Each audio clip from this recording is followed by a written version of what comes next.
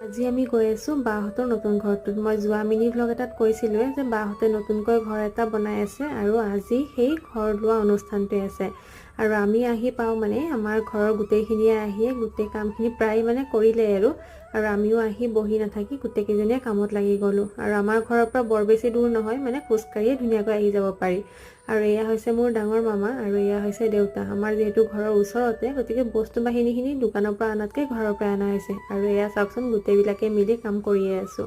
আৰু এনেকৈ মানে যিকোনো অনুষ্ঠানত ঘৰৰ মানুহবিলাক যেতিয়া লগ হৈ কামবিলাক কৰা যায় তেতিয়া ভালে লাগে। আৰু এইখিনিতে আকৌ এবাৰ আমি আহিলোঁ চাহ বনাবৰ কাৰণে। চাহ বনোৱাৰ দায়িত্বটো ভণ্টি আৰু মোৰে আছিল। আৰু এয়া হৈছে ভিনদেউৰ ভাইটি। আৰু চাওকচোন, ভিডিঅ' বনোৱাৰ কথা কৈ আছিল, মোক মানে সুধি আছিল আজি ভিডিঅ' বনোৱা নাই নেকি। আৰু এইফালে আমাৰ পূজাখনো হ'ল। তাৰ পাছত মোৰ যে ভিডিঅ' কৰাই নহ'ল বাৰু। আজি ভিডিঅ'বিলাকতো ভণ্টিহঁতে কৰিছিল, তথাপিও লং ভিডিঅ' এটা বনাইছোঁ যিটো অতি সোনকালে আপলোড কৰিম বাৰু। আজিলৈ আহিছোঁ, আকৌ লগ পাম নেক্সট ভিডিঅ'ত।